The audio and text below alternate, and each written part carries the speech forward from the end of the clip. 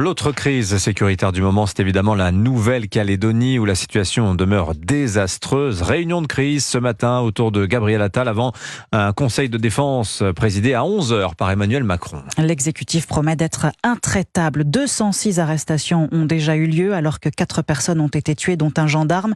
Les forces de l'ordre sont débordées. 2700 policiers vont être déployés. Des renforts sont attendus. L'état d'urgence décrété hier a permis l'interdiction de l'application TikTok sur laquelle les émeutiers diffusent notamment des vidéos de leurs méfaits. Alors le gouvernement appelle à l'apaisement et à une résolution politique de la crise néo-calédonienne. Emmanuel Macron annonce d'ailleurs proposer une visioconférence aux deux parties de l'île, les loyalistes et les indépendantistes, mais encore faut-il que l'invitation leur soit parvenue.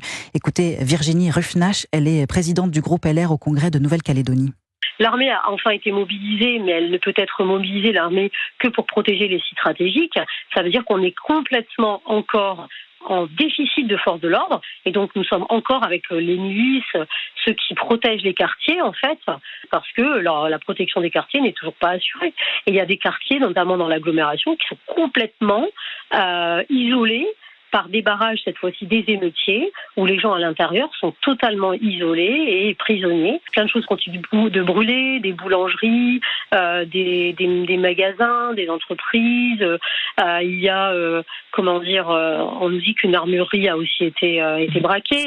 Véritablement, la situation est toujours insurrectionnelle. En tout cas, moi je dirais au Premier ministre que nous, notre délégation, elle ne se rendra pas à Paris pour discuter tant que la situation elle n'est pas maîtrisée en Calédonie. On ne lâchera pas les Calédoniens.